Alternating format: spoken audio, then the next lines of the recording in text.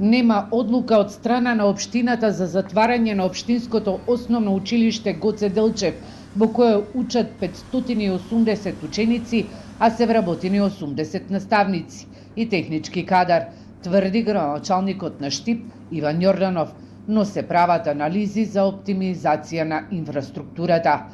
Една недела наставниците и родителите од ова училиште имаат состаноци, бидејќи се сподели информацијата за можно затварање на училиштето. Штипскиот градоначалник вели, за да се реализира, ова има две решенија. Едната е затварање на училиштето, учениците да се распоредат во останатите училишта и наставниот кадар нема да остане без работа.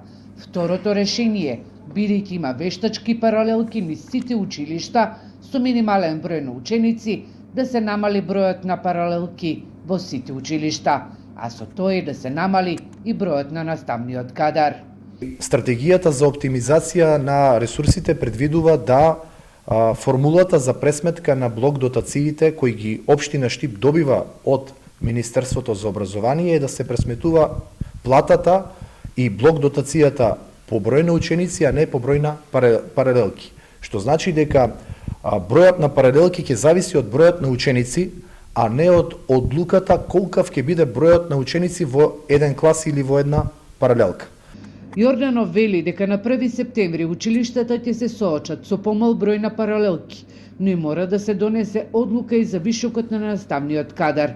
Училиштето Гоце Делчев има и пресуда за сегрегација, проблем кој мора да се реши, со цел да не се продлабочува во иднина, државата и општината да се изложуваат на финансиски трошоци, кои треба да ги подмируваат по основ на пресуди, донесени од Меѓународниот суд за човекови права во Страсбург.